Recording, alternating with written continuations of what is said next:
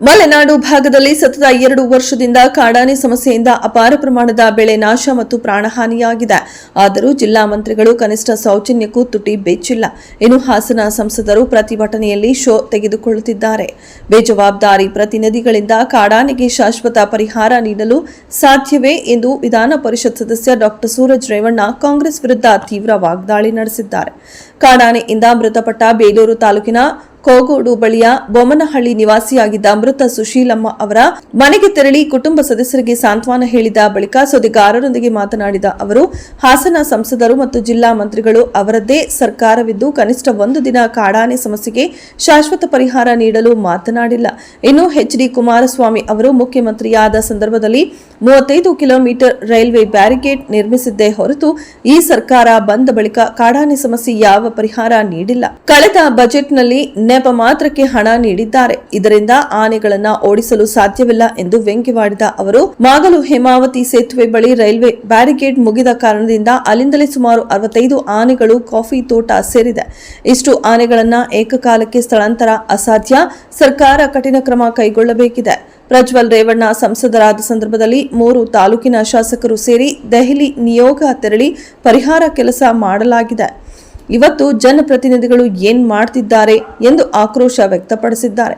ಒಂದೇ 1 ತಿಂಗಳಿನಲ್ಲಿ ಕಾಡಾನೆಯಿಂದ 4 ಸಾವು ನಡೆದಿದೆ. ಜನಪ್ರತಿನಿಧಿಗಳು ಒಬ್ಬರ ಮೇಲೆ ಒಬ್ಬರು ಗೂಬೆ ಕೂರಿಸುವ ತಂತ್ರಗಾರಿಕೆ ಬಿಟ್ಟು ಕೆಲಸ ಮಾಡಬೇಕಿದೆ ಎಂದರು.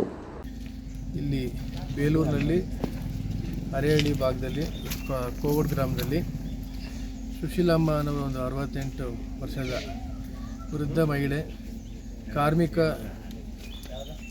ಇದಕ್ಕೆ ಸೇರ್ಪಟ್ಟಂಥ ಮಹಿಳೆ, ಸಣ್ಣ ರೈತ, 1 ಎಕರೆಯಷ್ಟು ಜಮೀನು ಇರ್ಬೋದೇನೋ. ದುರ್ದೈವ ಇವತ್ತು ಆನೆ ದಾಳಿಗೆ ಇವತ್ತೇನು ಮಾನವ ಆನೆ ಸಂಘರ್ಷದ ಒಂದು ಸಂಕಷ್ಟ ಈ ಒಂದು ಭಾಗದ ರೈತರು ಎದುರಿಸ್ತಾ ಇದ್ದಾರೆ. ಅದಕ್ಕೆ ಅವರು ಬಲಿಯಾಗಿದ್ದಾರೆ.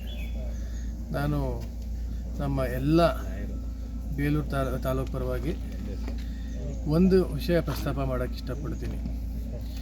ಈ ಆನೆ ನುಸುಳಿಕೆ ಬಗ್ಗೆ ಇವತ್ತೇನು 2019ರಿಂದ 24ವರೆಗೂ ಹಿಂದೆ ಮಾನ್ಯ ಕುಮಾರಸ್ವಾಮಿಯವರು ಮುಖ್ಯಮಂತ್ರಿಗಳಾದಂಥ ಕಾಲದಲ್ಲಿ 2019ರಲ್ಲಿ 35 ಕಿಲೋಮೀಟ್ರು ರೈಲ್ವೆ ಬ್ಯಾರಿಕೇಡಿಂಗ್ ಮಾಡಬೇಕು ಅಂತ ಒಂದು ಪ್ರಪೋಸಲ್ನ ಕೊಟ್ಟು ಇವತ್ತು ಒಂದು ಪರಿಹಾರನ ಹುಡುಕಿದ್ರು.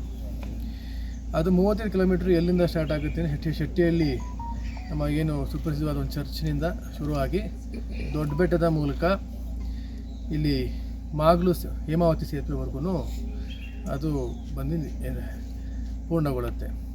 2019ರಿಂದ 2024ವರೆಗೂ ಸತತವಾಗಿ ವಾರ್ಷಿಕವಾಗಿ 10, 11, 14 ಹಿಂಗೆ ಕಿಲೋಮೀಟ್ರ್ಗಳಿಗೆ ಇದ್ದಂಥ ಸರ್ಕಾರದಲ್ಲಿ ಅದಕ್ಕೆ ಅನುದಾನ ಕೊಟ್ಕೊಂಡ್ಬಂದಿದ್ದಾರೆ. ಆ 35 ಕಿಲೋಮೀಟ್ರು ಇವತ್ತೇನು ರೈಲ್ವೆ ಬ್ಯಾರಿಕೇಡಿಂಗ್ ಮಾಡಬೇಕು ಅದು ಪೂರ್ಣಗೊಂಡಿದೆ. ಆದರೆ ಈ 35 ಕಿಲೋಮೀಟ್ರ್ ರೈಲ್ವೆ ಬ್ಯಾರಿಕೇಡಿಂಗ್ ಮಾಡೋದು ನಮ್ಗೆ ಯಾವುದೇ ರೀತಿಯಾದಂಥ ಪರಿಹಾರ ಕೊಡ್ತಾ ಇಲ್ಲ. ಯಾಕೆ 2 ಮುಖ್ಯವಾದ ವಿಷಯ ನಾವು ಪರಿಗಣಿಸಬೇಕಾಗತ್ತೆ. ಮೊದಲನೇದಾಗಿ ಏನು ಮಾಗಲು ಹೇಮಾವತಿ ಸೇತುವೆ ಇದೆ, ಎಲ್ಲಿ ಆ ರೈಲ್ವೆ ಬ್ಯಾರಿಕೇಡಿಂಗ್ ಎಂಡ್ ಆಗುತ್ತೆ ಅದರ ಸೈಡಲ್ಲೇ ಈ ಮುಂದಕ್ಕಿರೋ ಫ್ರೀ ಜಾಗದಲ್ಲಿ ಆನೆ ನುಸುಳಿಕೆ ಆಗ್ತಾಯಿದೆ. ಎರಡನೇದು, ನಾವು ಪ್ರಮುಖವಾಗಿ ಪ್ರಾಬ್ಲಮ್ ಏನು ಅಂತ ನೋಡಬೇಕಿಲ್ಲಿ. ಇಲ್ಲಿ ಪ್ರಾಬ್ಲಮ್ ಏನಪ್ಪ ಅಂದರೆ ಕೆಲವು ಬೇಜವಾಬ್ದಾರಿ ಜನಪ್ರತಿನಿಧಿಗಳಿಗೆ ಇವತ್ತು ನಾವು ಸುಮ್ಮನೆ ಸರ್ಕಾರಿ ಅಧಿಕಾರಿಗಳನ್ನ ಬೈಯೋದಲ್ಲ, ಅಥವಾ ಯಾವುದೇ ರೀತಿಯಾದಂಥ ಈ ಸ್ಟ್ರೈಕು ಮಾಡೋದು ಅದು ಏನೋ ನಾನು ಹೇಳೋಕ್ಕೆ ಇಷ್ಟಪಡೋದು ಇಷ್ಟೇ. ನಾವು ರಾಜಕಾರಣದಲ್ಲಿ ಯಾರೊಬ್ಬರ ಬಗ್ಗೆ ನಾವೇನು ಅಪವಾದ ಮಾಡ್ತಿಲ್ಲ ಇಲ್ಲಿ. ಬಟ್ ಈ ರೀತಿಯಾದ ನೈಸರ್ಗಿಕ ವಿಷಯಗಳಲ್ಲಿ ರಾಜಕಾರಣ ಮಾಡಬಾರದನ್ನ ಒಂದು ಗಮನ ತರಕ್ಕೆ ಬಯಸ್ತಾ ಇದ್ದೀನಿ. ಯಾಕೆಂದ್ರೆ ಮೊನ್ನೆ ನಾನು ಕೇಳ್ಪಟ್ಟೆ ಅದೇನೋ ಸ್ಟ್ರೈಕ್ ಮಾಡಿಸ್ತಾ ಇದ್ರು ಎಂಥದ್ದು ಈ ಆನೆ ದಾಳಿ ಸಂಬಂಧಪಟ್ಟಂಗೆ ಈ ಒಂದು 2.5-3 ತಿಂಗಳಿಂದ 3 ಸಾವಾಗಿದೆ ಸತತವಾಗಿ ಅಂದ್ಬಿಟ್ಟು 4 ಸ್ಟ್ರೈಕ್ ಏನೋ ಮಾಡಿಸ್ತಾ ಇದ್ರು ಅಂದ್ಬಿಟ್ಟು. ಸ್ಟ್ರೈಕ್ ಮಾಡೋದ್ರಿಂದ ಏನು ಪರಿಹಾರ ಸಿಕ್ಕುತ್ತೆ? ನಾನು ಯಾಕೆ ಹೇಳ್ತೇನೆ ಈ ಮಾತನ್ನ ಅಂದರೆ, ಪ್ರಮುಖವಾಗಿ ನಾವು ಪರಿಗಣಿಸಬೇಕಾಗಿರೋದು 2ನೇ ವಿಷಯ. ನಾವು natural migratory course of the elephant ನೋಡಿದ್ರೆ ಅದೇನು ಕೊಡ್ಲಿಪೇಟೆ ಕೂರು ಬಾರ್ಡ್ರಿಂದ ಕಟ್ಟೇಪುರದಿಂದ ಶುರುವಾಗಿ ಸಕಲೇಶ್ಪುರ, ಆಲೂರು, ಬಿಕ್ಕೋಡು, ನಂತರ ಇಲ್ಲಿ 1 ನಿಮಿಷ ಇವಾಗ ಯಾವ ಪ್ರತಿಕ್ರಿಯೆನೂ ಕೂಡ ಕೊಟ್ಟಿಲ್ಲ. ನಾನು ಅದೇ ದೃಷ್ಟಿಯಲ್ಲಿ ನಿಮ್ಗೆ ಹೇಳಿದ್ದು, ಸರ್ಕಾರ ಶಾಶ್ವತ ಪರಿಹಾರದ ಬಗ್ಗೆ ಯೋಚನೆ ಮಾಡಬೇಕು. ಈಗ ಪರಿಹಾರ ಒಂದು ಘೋಷಣೆ ಮಾಡೋದು ದೊಡ್ಡ ವಿಷಯ ಅಲ್ಲ. ಈಗ ನಾನು ನಿಮ್ಗೆ ಹೇಳಿದೆ, ಹಿಂದೆ ಏನು ಪ್ರಪೋಸಲ್ ಇತ್ತು 35 ಕಿಲೋಮೀಟ್ರು, ಈಗೇನು 60 ಕಿಲೋಮೀಟರ್ ಪ್ರಪೋಸಲ್ ಇಟ್ಟಿದ್ದಾರೆ ರೈಲ್ವೆ ಬ್ಯಾರಿಕೇಡಿಂಗ್ದು. ಈ ಆನೆ ದಾಳಿ ವಿಷಯವಾಗಿ ಏನೇನು ಕ್ರಮಗಳನ್ನ ತಗೊಳ್ತಿದ್ದಾರೆ ಅರಣ್ಯ ಇಲಾಖೆಯಿಂದ ಸರ್ಕಾರದಿಂದ ಅಂತ ನಿಮ್ಗೆಲ್ಲ ನಾನು ಸ್ಪಷ್ಟನೆ ಕೊಟ್ಟೆ. ಬಟ್ ಅದು ಯಾವುದೂ ಪ್ರಯೋಜನ ಇಲ್ಲ ಅಂತ ನಿಮ್ಗೆ ಆ ಸ್ಪಷ್ಟನೆ ಕೂಡ ಕೊಟ್ಟೆ. ಈ ಮುಂದುವರೆದಲ್ಲಿ ಶಾಶ್ವತ ಪರಿಹಾರ ಏನ್ ಮಾಡ್ತಾರೆ ಅಂತ ಅದನ್ನು ಮುಂದಾಲೋಚನೆ ಮಾಡಬೇಕು ಅಂತ ನಾನು ಹೇಳಕ್ ಬಯಸ್ತೀನಿ. ಬಹಳ ವಿಷಾದನೀಯ ಒಂದು ಪರಿಸ್ಥಿತಿನ ನೋಡ್ತಾ ಇದ್ದೀನಿ ಇವತ್ತು.